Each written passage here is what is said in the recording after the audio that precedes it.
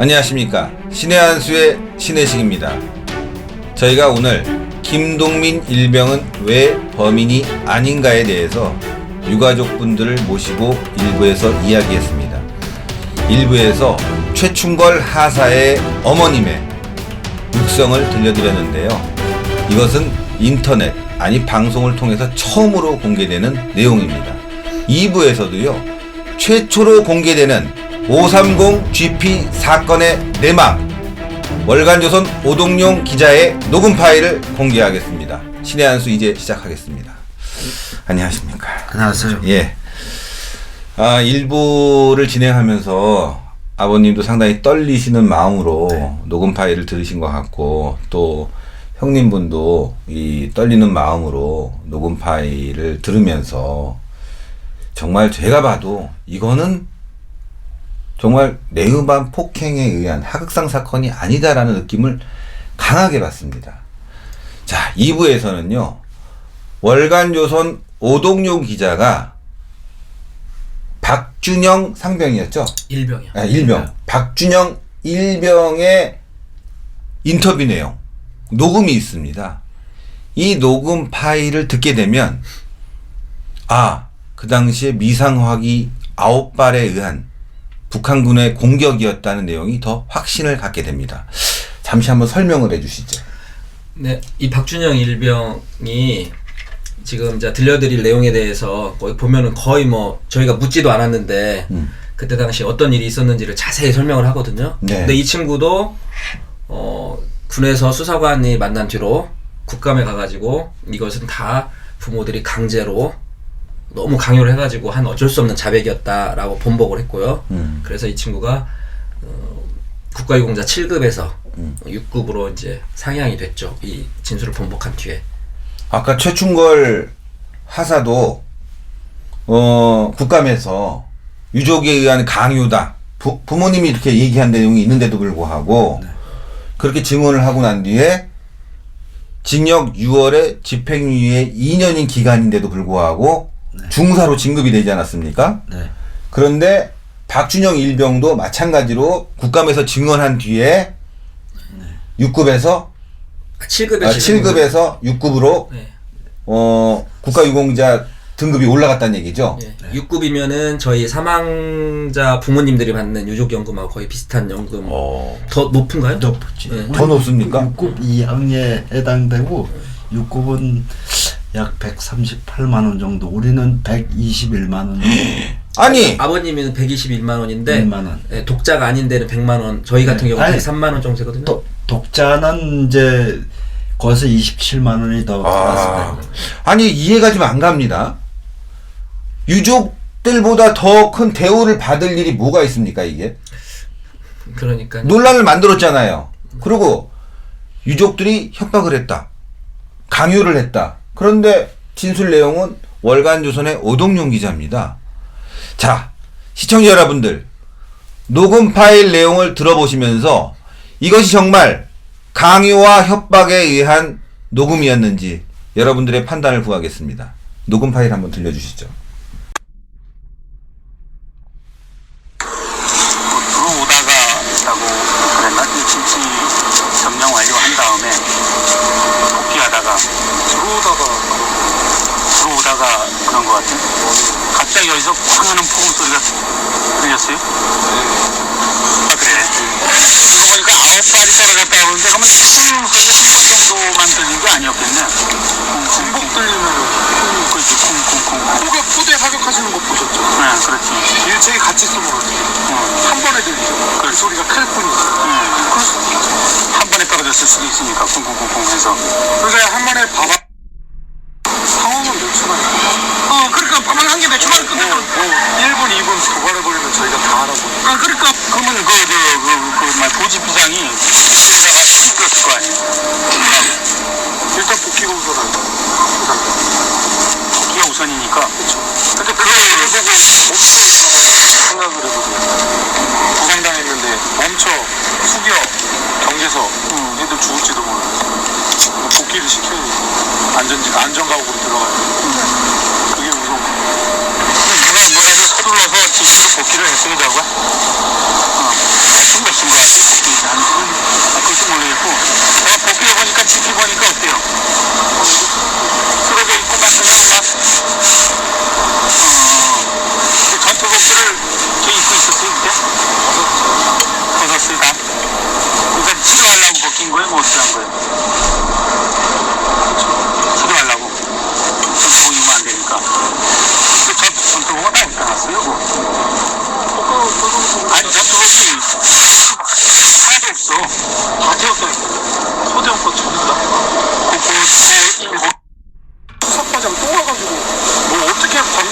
말했길래 그러냐고. 한 말도 안 했다고. 근데 왜 저런 말이 나오냐고. 너 누구 친구한테 전화해서 말한 적이 있냐고. 그냥 부모님한테 말했다고. 부모한테는 부모님한테 말했다고. 그러지 말라고. 절대 말하지 말고. 말하지 말라고. 네가 자는 말하면 연구 끝나고. 너 이러다 무섭겠다. 부모님들도 그러니까 그 얘기 누가 하더라고. 수석 과장이. 이야. 이게 저희가 강요를 해가지고 어쩔 수 없이 진술한 것처럼 들으십니까? 야, 충격적인데요. 그런데 이게 뭐 강요해서 얘기했다는 느낌은 안 받았는데 굉장히 네. 구체적인 부분이 있어요. 네네. 이 부분이 저는 굉장히 구체적이라고 보거든요. 몇 번, 그러니까 한 번에 들리죠. 그 소리가 클 뿐이죠. 9발을 피격을 했는데 이게 동시에 나오니까 동시에 쐈으니까 한 번에 들렸을 뿐이지 되게 크게 들렸다. 몇 초 만에 상황은 끝났다. 1, 2분 이렇게 시간을 두고 도발을 하게 되면 피할 시간을 주게 되는 거 아닙니까? 제가 봐도 공격할 땐 그렇게 할 것 같아요. 이 부분을 보면은 굉장히 구체적입니다. 굉장히 구체적이고, 그리고 김동민 일병, 나머지 병사들이 왜 진술을 안 하고 있고 진술을 번복했는지 밑에 부분이 딱 나오지 않습니까? 수사과장이 병원에 찾아와서 아무 말도 하지 마라. 아니면 구속된다. 이게 중요한 겁니다. 이거를 소대원들 모두에게 얘기했다는 거 아니겠어요? 그 앞에 너는 지금 이 내용이 어떻게 나온 거냐면요. 예. 그 앞에 생존병사 애들이 너는 그래도 좀 편한 줄 알아라. 우리는 맨날 혼나고 잠도 안 재우고 그렇게 한다. 수사관들이 욕 먹고 너는 병원에 있으니까 그래도 낫지. 뭐 그런 식으로 애들이 얘한테 얘기했다는 거예요. 그런데 자기도 억울한 일이 있다. 수사과장이 병원에 찾아와가지고 왜 이런 어떤 얘기를 했는데 언론에서 막 이상한 얘기가 나가냐. 그래 난 한 얘기 없다. 혹시 친구한테 전화했냐? 친구한테 안 하고 나 부모님한테 솔직히 조금 얘기했다. 너 앞으로 조심해라. 무슨 얘기라도 하면 너는 구속될 수도 있다. 수사과장이 몇 번 와가지고 얘도 그렇게 병원에 찾아와가지고 몇 번 이렇게 협박을 했다고 하더라고요. 다시 한번 들으면서 우리가 그 당시 상황에 대해서 시청자 여러분들이 한번 다시 판단해야 되겠습니다. 저희가 이렇게 여러 번 들려드린 이유가 있습니다. 네. 다시 들려드려요? 예, 다시 한번 들어봐야 되겠습니다. 들어오다가라고 그랬나? 이 진치 점령 완료한 다음에 복귀하다가 들어오다가 그런 것 같아. 갑자기 여기서 쾅 하는 폭음 소리가 들렸어요? 아, 그래. 그러고 보니까 9발이 떨어졌다 그러는데 그러면 쿵 소리가 10발 정도만 들린 게 아니었겠네. 중복 들리면 그렇지. 쿵쿵쿵. 포대 사격하시는 거 보셨죠? 네, 그렇지. 일체히 같이 쏘면 한 번에 들리죠. 그 소리가 클 뿐이지.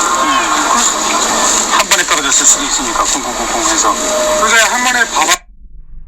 상황은 몇 초만에 그러니까 밥을 한 개 몇 초만에 끝내고 1분, 2분 도발해버리면 저희가 다 알아보고. 그러니까 그러면 도지부장이 그때다가 찍었을 거 아니에요.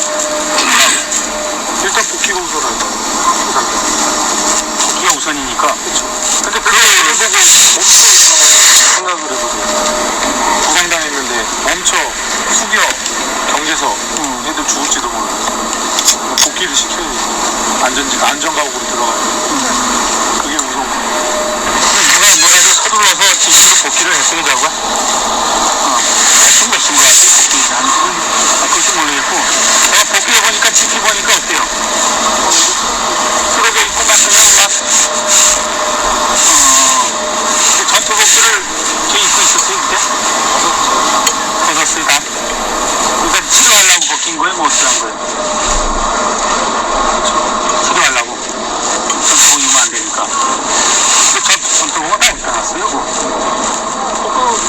아니, 전투복이 하나도 없어. 다 태웠다니까요. 소대원 거 전부 다. 수사과장 또 와가지고 뭐 어떻게 방송에서 말했길래 그러냐고. 한 말도 안 했다고.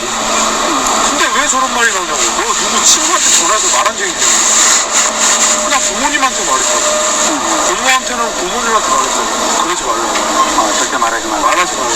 네가 자는 말하면 연구 끝나고. 너 이러다 무섭겠다. 부모님들도 그러니까 누가 하더라고. 김수혁 과장이. 이게 뭐 그냥 협박에 의해서 말한 것 같지 않고요. 괜히 구체적인 부분이 있어요.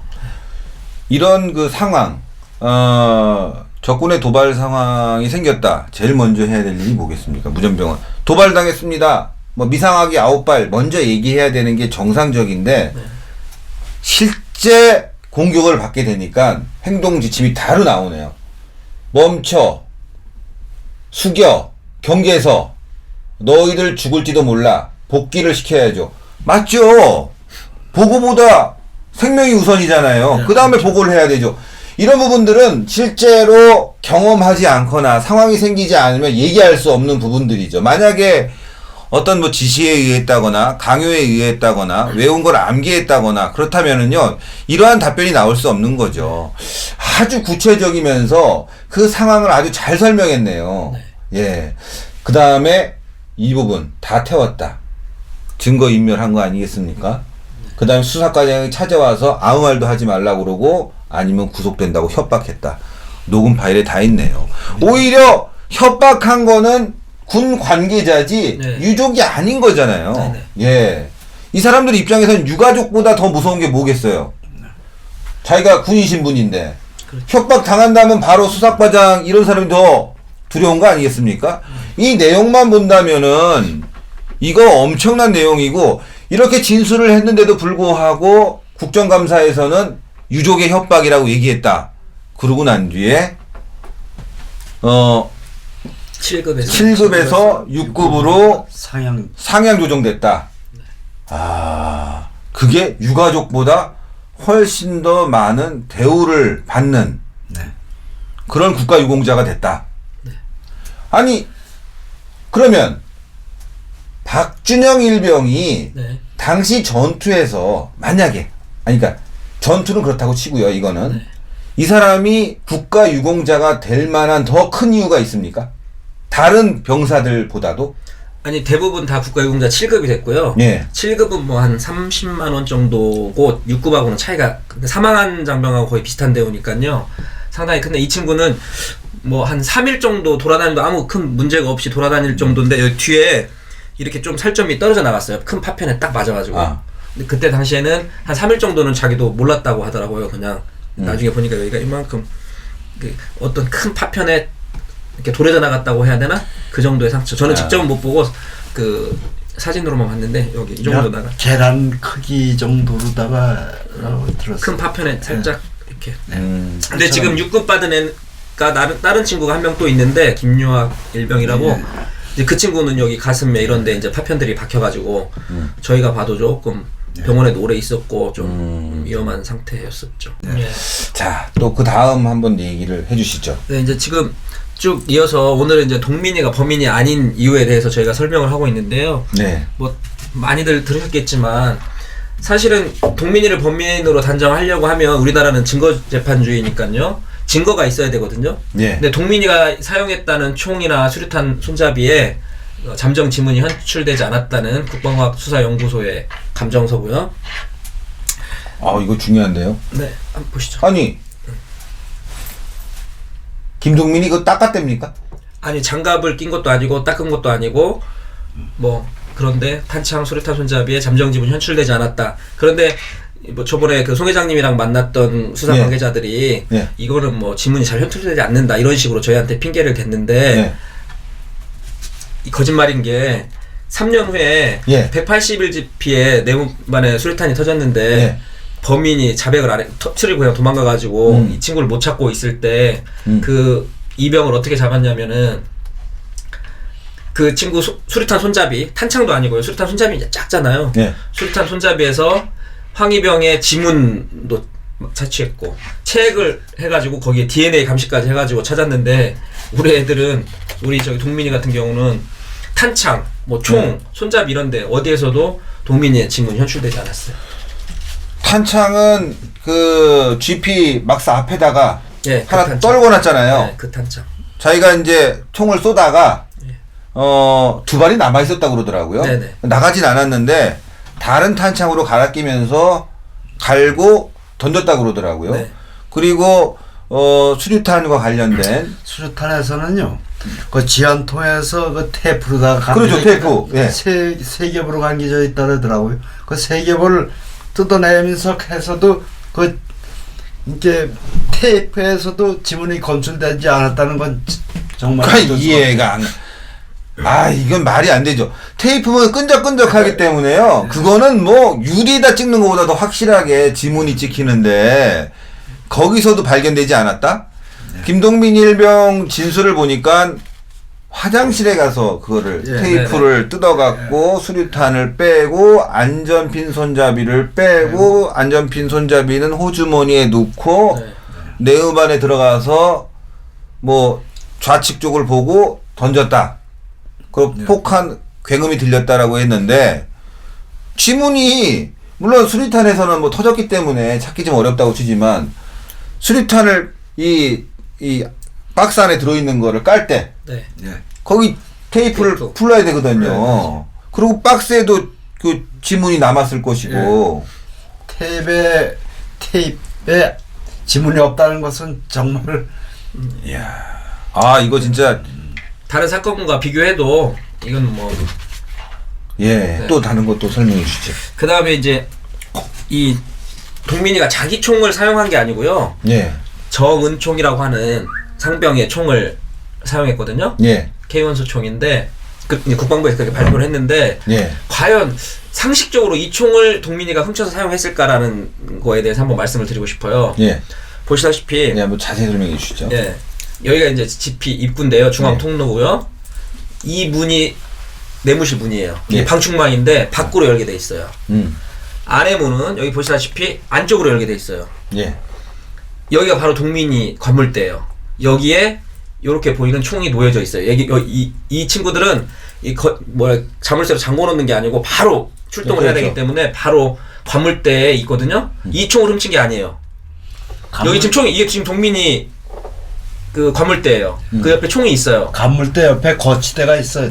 거치대에다 놓는데 이거를 그냥 손만 뻗으면 다는데 이 총을 훔친 게 아니고 이 뒷문으로 가서 구두발로 다른 애들 자고 있는 침상을 받고 이 정은총 상병의 두 번째 칸에 있는 그것도 첫 번째 캐비넷에 있는 게 아니고 두 번째에 있는 총을 신발 신고 자고 있는데 가서 그 총을 훔쳐온 거예요. 왜 그렇게 힘들게 총을 훔쳤을까요? 그러니까 저는 이 동민이가 이 총을 훔치지 않았다고 생각해요. 이거는 수사 발표를 보면 이게 답이 나와요. 이 정은총 상병이 누구냐면 이 동민이가 수사 때 말했지만 가장 괴롭혀갖고 가장 죽이고 싶었다는 그 선임이에요. 처음에 군에서 어떻게 발표를 했냐면 계획된 범행이 아니고 우발적인 범행이다. 깨우러 왔다가 자고 있는 자기를 괴롭혔던 선임병의 얼굴을 보니까 순간 화가 나서 수류탄을 던지고 총을 난사했다. 이런 식으로 발표를 했거든요. 그랬더니 무슨 국민들이 말도 안 되는 소리다. 그렇게 얘기를 했잖아요. 그러니까 처음에 이 정은총 상병이 총을 훔쳤어야 돼요. 얘를 보려면 문 열고 얘가 안 보이거든요. 이 뒤쪽에 지금 문 뒤쪽에서 자고 있으니까. 그러니까 얘를 보려면 얘 총을 훔쳐야 되는 거예요. 힘들게 평상 위로 올라가서. 그러다 보니까 지금 이게 지금 살짝 꼬인 것 같아요. 그럼 이 총에 대해서 그런 문제도 하나가 있고 또 동민이가 또 범인이라고 주장하는 게 수류탄 손잡이가 뻥 터져가지고 동민이 관물대에 딱 서 있더라는 거예요. 멀리서 저 한 3m 앞에서 터졌는데 여기서 이게 지금 수류탄 손잡이에요. 그럴 수가 있네. 이거 증거물이에요. 이게 동민이 관물대에 지금 떨어졌다 글로. 수직으로 딱 이렇게. 이게 동민이 이게 범인이라는 거고. 동전을 던졌는데 동전이 세워서 떨어진 거랑 똑같은 애요. 의원이는 한 3m 예를 들어서 수류탄 타진 그 자국이 말한 거 한 3m 정도 앞에 있거든요. 그 다음에 이제 그러면 이 총이 맞느냐? 저는 그래서 아니라고 보는 거고, 이 지금 저희들은 작전 중 사고라고 했기 때문에 총을 다 폐기했다라고 얘기하잖아요. 내용반 사건이면은 총을 폐기할 이유가 없잖아요. 근데 사고 후에 연병장에다 나열한 총이 딱 20종밖에 안 돼요. 그래서 왜 이 총이 왜 20종밖에 없냐? 나머지 총들은 어디 갔냐? 국방부에 질문을 했더니 뭐 좀 거짓말을 막 쭉 쓰는데 제 동생 같은 경우는 6월 30일 날이 제대여가지고 이제 나올 때가 됐었거든요. 그러니까 후임 지피장이 왔는데 제 동생 총은 그냥 후임 지피장 주고 그러니까 후임 지피장이 총을 안 갖고 왔다는 거죠. 제 동생. 그래서 사람은 26명인데 총은 35짝밖에 없다. 그래서 여기에 수무정하고 예. 그때 당시에 새로운 2인성 중에 하나, 그 다음에 관측장교 하나, 근무자 4명 해서 총 6정하고 예. 사망자 7명. 그때는 바로 거기 사망한 애들 7명이라고 했으니까요. 그 다음에 이건욱 상병하고 김요하기 그 2명 이렇게 해서 총 15정은 보관하고 있었다. 휴대하거나 보관했다. 딴 데다가. 그래서 어쩔 수 없이 여기는 20정밖에 나열을 하지 않았다. 그렇게 얘기를 했거든요. 근데 가만히 생각해 보시면은 예. 그러면 동민이가 사용했다는 이 총은 어디 간 거예요? 35정이 20정은 여기에 있고 그렇죠. 사방자 거, 후송자 거 2개. 예. 여기에는 정은총 상병은 후송자가 아니에요. 그렇죠. 네. 그다음에 지피장 거, 관측장교 거, 근무자 4명 거면 범행에 사용했다는 총은 어디 그러니까 가는 거죠? 그 총은 어디 간 거예요? 내가 말에 있나요? 아니 없죠. 그래, 아, 숫자에 빠져 있네. 아예. 35정이 딱 맞으니까. 이런 식으로 거짓말을 계속 하는 거예요. 이 총기 숫자는 계속 바뀌어요. 뭐 수리탄 숫자나 총 숫자. 중화기도 있지 않습니까? 중화기 K3 얘기하는 거예요 지금. 예. 그게 한 대도 한 정도 없잖아요. 근데 경계근무에 놨대잖아요. 그냥 자기네들이 그냥 그대로 놔뒀다는 거예요. 네. 그 안에. 아까 아버님께서 이 총기에 대해서 말씀하실 때 다 갖고 나와 그래갖고 다 놨다는 거 아닙니까? 네. 그리고 이거 영상을 찍을 때에는 예. 이 위에 다른 대리 근무자들이 와서 근무를 쓰고 있었어요. 그러니까 대리 이 근무자. 다른 그 소대에서 와서. 그렇죠. 그게 중요한 거죠. 그렇기 때문에 이 친구들이 경계를 그 생각. 그럼 대리 근무자가 다른 데서 왔는데 만약에 530 GP 좌우측이는 아무래도 봐야 되니까 후방에 있는 수색대대 애들이 왔어요. 예, 왔겠죠. 28 그러면 수색대대. 걔네들은 총 안 들고 옵니까? 들고 가요. 그 말도 안 되는 거죠. 그 애들이 쓰고 있는데 이 친구들이 경계 근무를 쓸 이유가 없죠. 그렇죠. 그리고 또 하나가 있어요. 자, 보십시오.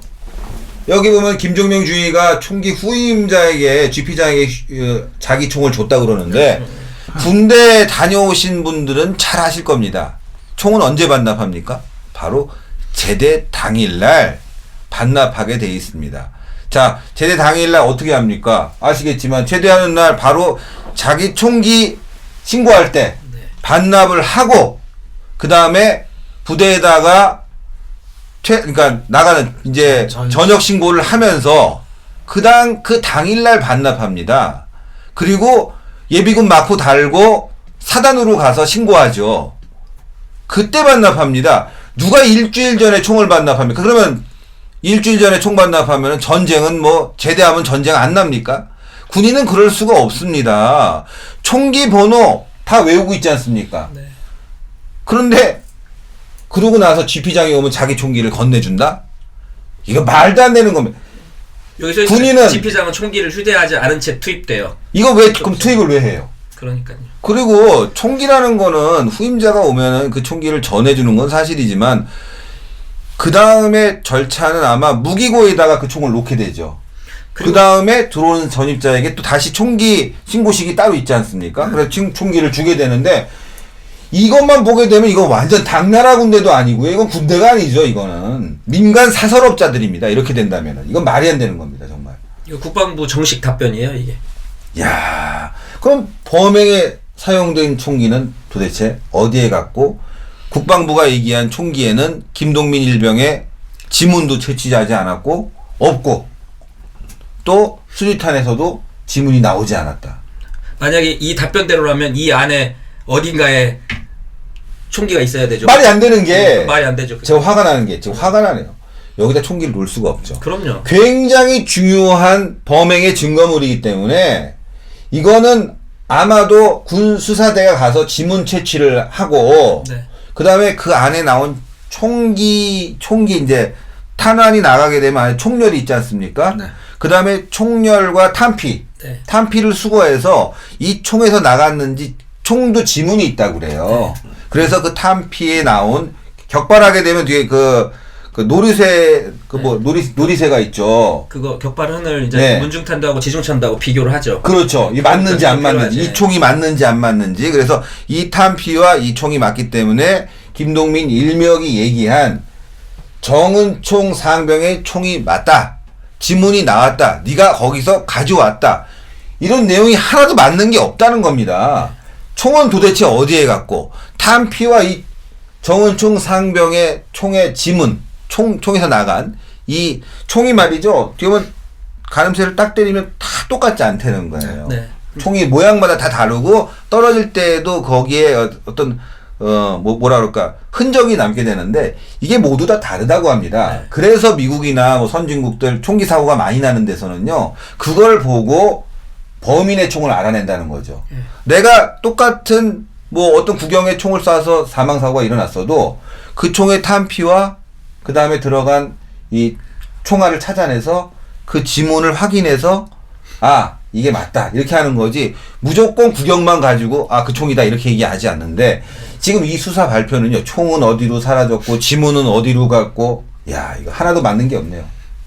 그래서 저희가 과연 이 김일병이 이 정은총 상병의 총을 사용했는지 그것 자체도 사실 의문이고요.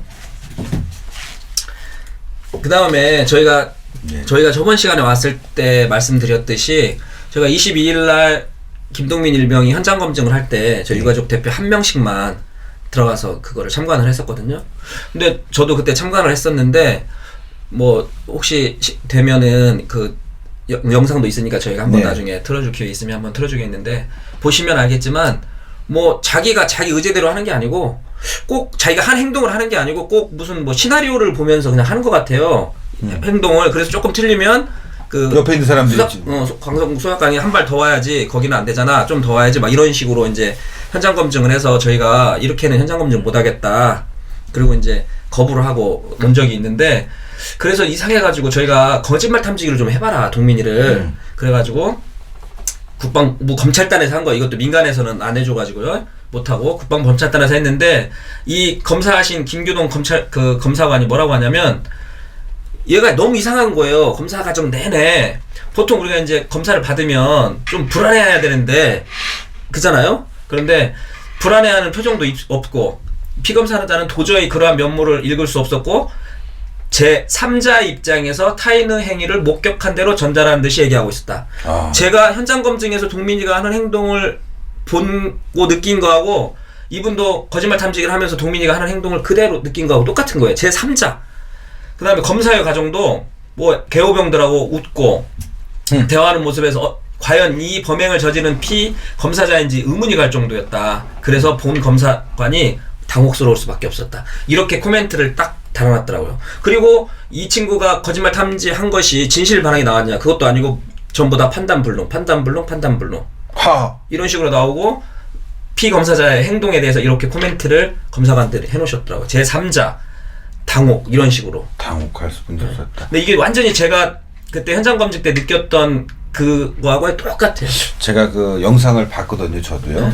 봤는데 그 조사관의 그 담당 그 조사관의 이름은 제가 모르겠지만 그게 아까 협박했다는 아니에요. 다른 분 같아요. 근데 그분은 조사하다가 뭐 이 수사 대장을 누구로 선임했는지 준장인가 그렇고 굉장히 높은 사람인데도 불구하고 이렇게 수사하면 안 됩니다. 오늘 수사는 여기서 마쳐야 되겠습니다. 오히려 굉장히 단호하게 수사를 중지시켜 버리더라고요. 그리고 김동민 일병도 보면은 계속 들어가서 헷갈려해요. 너 진술할 때는 이렇게 얘기했는데 여기서는 왜 이 얘기해? 그러니까 그때 가서 또 말을 바꾸고 한 발짝 더 나오라 뭐 그런 식으로 인터넷에 동영상이 있습니다. 그 동영상이 거의 1시간 정도 되는데요. 시청자 여러분들 한번 보시게 되면은 참 이상하다라고 판단할 수 있는 부분이 있고요. 저희가 말씀한 내용 중에 유가족들이 말씀한 내용 중에서 김동민 일병이 수리탄을 제거하는 그런 장면들도 재현을 합니다. 근데 왜 거기에 지문이 없을까라는 의문도 들게 됩니다. 꼭 한번 봐주시겠고요. 다음에 저희가 방송할 때 그 내용도 포함해갖고 한번 동영상 집어넣어서 한번 방송을 해보겠습니다. 네. 그 다음에 거짓말 탐지기도 이상하고요. 또 하나는 이게 이제 저희가 생각하는 생존 병사들의 마지막 양심이에요. 제가 볼 때. 뭐냐면 이 보통 화가 나서 사람을 죽이려고 하면 뭐 총을 쏠 때 이 친구가 아까 제가 말씀드렸지만 애들을 다 죽이고 유류고에 있는 기름을 다 지피에다 뿌린 다음에 불 질러가지고 애들을 다 죽이고 자기가 한 거가 자기 군번만 없으면 자기가 한 거 티나니까 부모님들 욕 얻어먹을까봐 다른 애 한 명 거 군번 띄어서 자기 군번을 거기다 놓고 도망가려고 마음 먹었다고 하면 뭐 솔직히 욕 한마디는 할 거 아니에요? 총을 난사하든지 하면서 수리탄을 그냥 던진다고 하더라도 근데 그 동민이의 목소리를 들은 사람이 한 명도 없습니다. 그 다음에 그 현장 검증 보셨다고 하시니까 그러겠지만 거의 네모반 안으로 들어오잖아요. 총을 난사하려면 어쩔 수 없잖아요. 근데도 동민이를 본 사람이 한 명도 없어요. 내무반 안에서. 네, 안 봤다고 그러더라고요. 못 봤다고 하는데. 네, 못 봤다고. 그런데 다른 애들, 죽은 애들이요. 지금 이게 그 현장 검증 때 애들이 하는 얘기인데 다른 죽은 애들의 움직임 하나하나, 팔 동작 하나하나, 움직임 하나하나, 뭐 자세 하나하나 전부 다 설명을 하는 거예요. 뭐 얘는 죽은 애, 누구 그 수사과장이 야 누구 너 이거 죽는 애 누구 어떻게 하는 거 봤다며? 그러면 이제 얘가 죽은 애 어떻게 움직여서 어디서 어디로 뛰어왔고 뭐 몇 발짝을 뛰었고 이거 설명하는 애고 이 친구도 그렇고 이 친구 그 죽은 애들은 다 봤는데 동민이가 총을 쏘는 거는 보지 못했다는 거예요. 네. 네. 참 어이가 없네요. 이때는 전원이 들어와 있었던 상태예요. 그 다음에 이게 이제 이강창 상병과 임창용 일병이 근무했는 초소의 비슷한 모형인데요. 저는 처음에 갔을 때 이강창 상병을 만났어요. 네. 면담 시간을 좀 줬었거든요. 이제 하다가 너무 저희가 전문적인 걸 캐물으니까 국방부에서 다 차단을 해버렸어요. 못 만나게. 근데 야 너 이상하다. 내가 발표 들어보니까 네 앞으로 총 가지고 이렇게 지나갔다는데 어떻게 너는 얘를 못 볼 수가 있냐. 그랬더니 지금 이게 창문이에요. 네. 여기서 이 계단 쪽을 지나가고 있었대요. 내문반에서 총소리가 나니까 자기 말로는. 근데 동민이 이렇게 올라갔단 말이에요. 네. 그리고 문을 열고 자기한테 방아쇠를 당겼어요. 네. 근데 못 봤다는 거예요, 동민이를. 이 친구도. 아니 어떻게 못 볼 수가 있죠? 근데 그때는 총알이 다 떨어져 갖고. 네, 근데 살았긴 했죠. 네. 그러니까 이 친구는 경계를 그러니까 동민이가 오는 방향으로 쓰고 있었고 이 친구는 올라가는데도 못 봤다는 거예요. 이것도 지금 모르겠 그렇죠? 이때도 전원이 이제 불이 들어온 상태예요. 지금 제가 동민이를 볼 수 있을 만한 애들이 아무도 못 봤다고 하니까 설명드리는 거예요. 또 동민이랑 같이 근무를 썼던 이병상 상병의 초소에서 내려다보는 그 카메라예요, 이게. 여기가 동민이가 탄창을 갈아 끼운 장소예요. 그렇죠. 병삼이도 내무반 안에서 무슨 소리가 나니까 이쪽을 지향하고 있다 그랬어요. 지금 이 병삼이가 바라보는 눈으로 바라보는 시각이라고 보시면 돼요. 근데 이건 이제 사건 현장에 그대로 그 상황을 재현한 네, 이 현장 검증 당시의 동영상을 캡처한 거죠. 네. 네. 여기에서 탄창을 갈아 끼우고 다른 탄창을 키웠는데 동민이도 병삼이도 동민이가 탄창을 갈아 끼운 방향을 보고 있었음에도 동민이를 못 봤대요.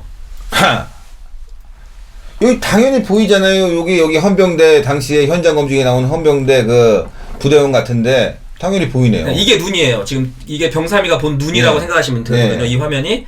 근데 못 봤대요. 그러니까 경계 근무병 3명 다 자기 앞에 있었는데 동민이를 못 봤다고 하고 내무반에 있던 애들 죽은 애들은 다 봤는데 움직임 하나 다 손가락 하나까지 다 움직이는 거 봤는데 자기한테 총을 쏘는 동민이는 못 봤다고 그러고요. 그러니까 양심의 문제겠죠. 동민이를 봤다라고 할 수는 없는 거잖아요. 저희가 생각할 때.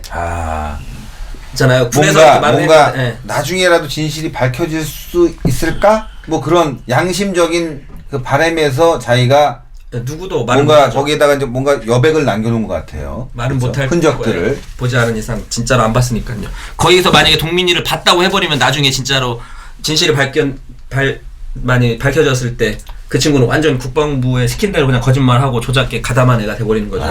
그러네요. 그래서 저희가 생각할 때 그게 최고의 양심, 생존병사들의 양심이지 않았을까 하고 결국은 그래서 그러면 왜 못 봤냐? 다 온 된 상태인데 왜 못 봤냐 그랬더니 이게 지금 벽에 좀 상처 같은 게 있잖아요. 네. 이게 총탄흔이라고 국방부에 주장을 하고 이 총에 맞아서 이 반대편 뒷벽 여기 지금 상황실 문이거든요. 뒷벽에 있는 상황실의 두꺼비집 차단기가 내려갔다는 거예요. 그래서 정전이 됐다는 거예요, 순간. 그래서 동민이를 못 봤다는 거예요, 애들이. 깜깜한 그 어둠 캄캄한 데서 확인 사살인데요. 네. 그게 참 이상한데. 이게 저- 왜 정전이 되죠? 저는 그래서 지금 그거를 얘기하고 싶은 거예요. 왜냐 정전 상태도 아니었지만 지금 얘네들이 아까 그럼 정전 상태에서 다른 애들 움직이는 거를 볼 수는 없잖아요. 그러니까 불은 들어와 있던 상태예요. 이제 수사 발표대로 하더라도. 근데 핑계를 그렇게 됐는데 사실 이 총 하나로 옆 뒤쪽에 있는 차단기가 내려갔다는 것 자체가 말이 안 되잖아요. 그리고 또 설명이 사고 지피는 평소에도 정전이 잘 되는 곳이다. 그러면 우리 애들 같은 경우 여기 북한하고 400m도 안 되는데 정전이 잘 되고 경계등 하나로 거기 보고 있는데 밤에 뭐 조치를 취해줘야 할 거 아니에요. 정전이 잘 되면. 근데 그렇죠. 무슨 조치를 취했냐 그랬더니 아무 조치도 안 취한 거예요. 이거를 발표라고 하고 있는 거예요, 군에서. 근데 보통 이게 비상발전기 있지 않습니까? 있죠. 보통 정전이 되면 비상발전기가 켜지게 되잖아요. 자동으로 엔진이 돌아가면서. 예. 비상발전기 여러분들 아시겠지만 뭐 휘발유나 뭐 등유 제가 뭐 자세히는 모르겠지만 거기 있어요. 예. 예, 그게 정전 차단이 떨어지면 이건 열리게 해서 비상발전이 돼서 등 정도는 다 들어오게 만들지 않습니까? 네. 그런데 그것도 안 들어왔다? 아니 그러니까 그렇게 거짓말을 했는데 다시 상황을 보면 예. 이때 당시에는 전부 다 불이 켜진 상태라니까요. 불이 켜진 상태예요. 제가 온 했잖아요. 이 수사 네. 발표대로라도 네. 상황을 하나하나 따져보면 이때는 불이 켜진 상태예요. 아. 뭐 이렇게 핑계를 대긴 했지만 근데 이걸로 과연 그 뒤에 그게 내려갔다는 게 말이 안 되는 거고 또 하나는 예. 이게 지금 이제 동민이하고 정웅이하고 만날 수 없다는 걸 제가 지금 설명하고 싶어서 그런 건데 예, 이게 지금 체력달 현장이고요. 여기가 식당이에요. 이 피 발자국 보이시죠? 네, 네. 이게 오른쪽 발자국 6개가 있고요. 네. 좌측 발자국 6개가 있고요. 오른쪽 발자국 10개가 있대요. 네. 그러면 도합하면은 한 32걸음 될 거 아니에요. 기본. 네, 네, 네, 네. 자, 동민이는 여기서 제 동생을 쏘고요. 예. 여기 갔다 다시 여기 왔어요. 그러면서 정웅이를 쐈거든요. 10m도 안 돼요. 빨리 움직인 거리가. 네. 이 정웅이는 지금 이 사람들이 그 국방부 발표대로 말하면 B, C, D 갔다가 다시 D에서 C 갔다가 B 가서 왼쪽 발로 종명이 피를 묻힌 다음에 다시 10걸음으로 와서 이쪽으로 나오다가 얘랑 만났다고 그런 거거든요. 그러니까 말이 안 되는 거죠. 천천히 피발자국 천천히 찍으면서 한 15m 움직인 애하고 빨리 한 10m 움직인 애하고 여기서 만나서 얘가 총을 쏴서 얘를 확인 사살했다는 거예요. 야, 뭐 어두우니까 천천히 갈 수 있다고 치는데 뭐 예를 들어 이해하는 쪽으로요. 네, 수리탄 터지고 막 총 네. 쏘고 그러는데 천천히 동민이 그럴 천천히 수가 가지 없죠. 않았죠. 네. 그럴 수가 없죠. 수리탄 던지고 총 쏘고 지금 자기는 막 화가 나서 좀 있으면 빨리 유리고 가갖고 기름통 네. 찾아갖고 내우가 불지르고 바쁜 상황이거든요. 그리고 빨리 또 위에 올라가서 초속 근무병들 또 쏴야 되고 하는데 네. 그 상황에서 천천히 움직여갖고 와갖고 조종 상병을 또 쐈다? 야 이게 천천히 움직인 정웅이하고 뭐 천천히 움직였든 어쨌든 하여튼 10m 정도밖에 움직이지 않아. 피발자국 그런 내용을 보면 정말 천천히 움직인 거거든요. 그쵸. 그러니까 만날 수 없어요. 제가 볼 때는 시간상 안 돼요. 이거는 이것뿐 아니고 여러 가지가 있는데 솔직히 수리탄 터지고 여기도 마찬가지인 것 같아요. 여기 조정 상병 사망의 지가 여기인데 네. 김동민이가 내려오면서 조정웅이를 봤다고 할 때는 조정웅 상병이 나온 게 아니라 발만 보였대요. 근데 이때는 진짜 정전이었어요. 네, 정전이었고 네. 발만 보였대. 정전인데 발 보여서 쏴갖고 그리고 난 뒤에 여기 들어가서 이제 난사했다고 자기가 얘기하더라고요. 네. 보이지도 않는데. 근데 이때는 전원이 오프였어요. 국방부 발표대로 하면. 그러니까 이거를 저희가 GP를 모형을 그대로 만들어가지고 저번에 한번 설명을 해드렸어요. 아니 실질적으로 세트로 만들어서 네. 한번 재연만 해보면 동민이하고 내무반 애들하고 얘네들하고 이렇게 다 이게 혼자 할 수가 없다. 그래서 저희도 처음에 2명인 줄 알았다니까요. 그렇게 안 된다는 것을 금방 알 수 있어요. 세트만 한번 만들어서 한번 해봐라. 이게 가능한지. 다음에 저희가 시간이 나고 어떤 여러 가지 여건이 되면은 한번 엑스트라라도 한번 써갖고 요 장면 한번 재현을 해봐야 되겠습니다. 정말 그럴 수 있는지에 대해서. 이건 절대 안 돼요. 저는 네. 여기를 2번이나 가봤잖아요.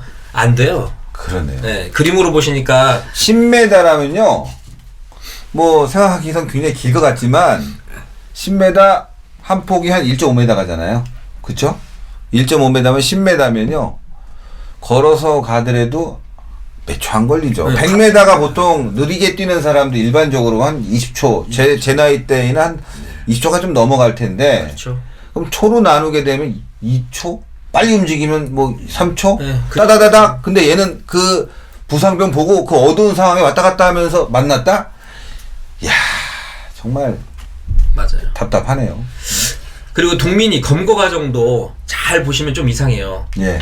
얘가 이제 사건을 저지르고 난 다음에 이 총을, 그러니까 훔친 총을 들고 후방 초소로 갔잖아요. 예.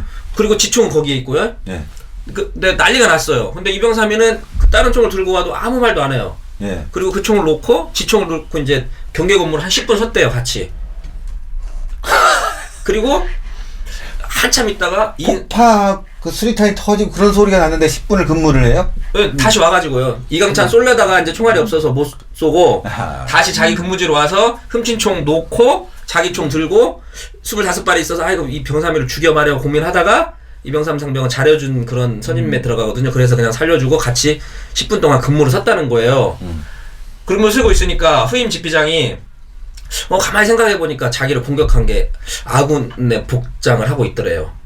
지금 이건 막 그런 거 봤어요. 네, 현장 검증 때. 이인성 예. 중위의 얘기예요. 그래서 전투복 입은 애들 오라고 그랬더니 근무병 4명하고 희한하게도 김일병이 총을 훔쳤다고는 정은총 예. 다 난리 나서 막 옷도 못 입고 있는데 가 혼자 전투복을 다 입고 있었던 거예요. 그 난리통에. 그래서 걔까지 5명 김동민 일병 포함해서 6명이네. 6명 정은총 사병까지 6명을 거기다 넣은 거예요. 그 관직장교실에다가. 근데 그 전에 정확히 뭐라고 돼 있냐면 이인성 중위도 자기 빠져나갈 길을 만들어 놨어요. 총을 쐈으면 손에 화약 냄새가 날 거 아니에요. 그래서 총에 화약 냄새를 맡아봤어요. 자기가 그래요. 근데 아무도 손에서 화약 냄새가 안 나요. 그래서 탄창하고 수리탄 유무를 확인했어요. 그랬더니 확인했는데도 탄창도 문제가 없고 수리탄도 문제가 없었대요. 지환통도 그대로 있고. 동민이가 그 다 죽이려고 하는데 그 와중에 지환통을 또 제자리에다 넣거든요. 예. 그러니까 이제 화약 냄새도 없고 탄창 및 수리탄에도 이상이 없었다고 생각한 거예요. 이인성 중위가 그렇게 얘기를 했는데 그래도 혹시 모르니까 니네 들어가라. 그래서 관직장교실에 가둬놓고 자기네들끼리 있다가 정은총이 느닷없이 야 니가 내 총으로 혹시 애들 죽인 거 아냐? 이렇게 물어보니까 동민이가 말을 못 하더라는 거예요. 그러니까 이제 얼버무리면서 주머니에서 요걸 꺼내놓은 거예요. 이게 증거 사진이거든요. 총 하나. 총알. 수리탄 이게 안전고리, 안전핀이죠. 안전핀. 네, 예. 이거 안전핀. 요거를 하면서 이게 내가 터트린 수리탄에서 뺀 안전핀이고, 요거는 쏘고 남은 총알이다. 두 발이 있었다고 그랬는데. 아니, 이거는 처음에 화장실에서 맞아요. 걸렸다서 격발이 빼놨는데 아니라 그것도 주머니에 넣대잖아요. 내무반에서 수리탄 안전핀을 빼가지고도 그 와중에도 또 주머니에 넣잖아요. 근데 왜 탄창은 버렸어요? 그래가지고 그래서 요것이 증거라고 해서 얘를 포박한 거예요. 그러니까 이 검거 과정 자체도 뭐 직접 증거는 하나도 없고 그래서 검거 과정 자체도 이상하다. 검거 과정에서도 동민이 지가 자백을 한 거지 누가 뭐 동민이를 지목하거나 이러진 않은 거예요. 사실은 이 후임 집비장도 그렇게 45발들이 총을 쐈으면 손에서 화약 냄새도 나고 할 정도 되는데 화약 냄새 없었다고 단호하게 얘기하고 탄창이 수리탄에도 문제 없다고. 화약 냄새 났다고 했는데 진짜 없다고 얘기 나오네요. 네, 손을 화약 냄새를 맡아봤는데 화약 냄새가 없다고. 그러니까 이 친구가 만약에 화약 냄새가 있었다면 동민을 그 자리에서 검거했을 거 아니에요. 그럼 이상하잖아요. 그러니까 화약 냄새도 없고 아무 문제도 없었어요. 그러니까 지네들끼리 그냥 앉아있다가 동민이가 내가 죽였다고 하면서 요거를 꺼낸 거예요. 증거로. 아니 왜 꺼내요? 네가 내 총으로 죽였지 이렇게 물어봤대요. 자기 총으로 죽이지 어떻게 또 알아? 그래서 이 검거 과정 자체가 이상하다는 거예요. 저희가. 정말 어이가 없네요. 이게 수사 자료 그대로예요. 예. 근데 이랬는데 왜 국방부는 뭐 동민이도 지가 범인이라고 하는 그렇게 10년 동안 고생하는 것도 그렇지만 국방부는 그럼 뭘 가지고 동민이를 범인이라고 했느냐? 첫 번째는 전투복하고 손에 화약 반응이에요. 첫 번째 전투복에 그 동민이 거 전투복을 가져다 화약 반응을 봤더니 전투복에서 다량의 화약 반응이 나왔대요. 근데 생각해 보시면은 내무반에서 터졌잖아요. 내무반에서 국방부 발표를 내무반에서 터졌다고 하더라도 수류탄 옆에 있는 전투복들 갖다가 다 감정해보면 화약감도 나올 거 아니에요? 근데 동민이 것만 했어요. 국방부는 그러면 왜 계속 김동민이 범인이라고 주장을 하느냐? 예. 첫 번째는 동민이 전투복하고 손에서 화약 반응이 나왔기 때문에 동민이가 범인이라고 주장을 하거든요. 첫 번째 동민이 전투복 상의를 해보니까 뭐 다량의 화약흔이 발견됐다고 그래요. 근데 아시다시피 내무반에서 폭탄이 터졌다면서요. 수류탄이 터졌다면서요. 그러면 수류탄 옆에 있는 전투복에도 분명히 화약 반응은 나타날 거 아니에요. 그렇죠. 근데 다른 건 안 하고 동민이 것만 콕 집어서 했어요. 그래서 저희는 이게 좀 이상하고 또 솔에서 내관 화약 반응이 나왔다는 거예요. 내관이라는 건 이제 총을 쏘았든지 뭐 그랬다는 그래. 거겠죠. 근데 저희 유가족들이 주장하는 대로 작전 중에 사고였다고 하더라도 작전 중에 혹시 대응 사격을 했거나 그러면 그 친구들 손에서도 충분히 이게 뇌관하약이 감정될 수 있다. 그러면 사망 장병들도 좀 검사도 해보고 했어야 되는 거 아니냐. 전투복 다 해야죠. 전투복도 다 하고요, 사실은. 근데 전투복은 태웠고 전투복은 말도 않고 몰래 또 태우고. 모든 병사들 손에서 화학 반응을 그 화약이 있는지 검사해야 되는데 김동민이면 콕 집어서 했다. 네. 그리고 저희가 또 그것도 물어봤어요. 원래 정은총 상병의 총을 훔쳐갔잖아요. 네. 그러면 그 총에 정은총 지문을 다 검색을 해가지고 검사를 해서 네. 누구누구 지문이 있다고 얘기해야 될 거 아니에요. 그렇죠. 정은총 상병의 지문을 검색했느냐 그랬더니 그것도 안 한 것 같아요. 그러니까 동민이 것만 있는지 없는지만 했다는 거예요. 아까 그 잠정 지문이 없다 이거는. 아.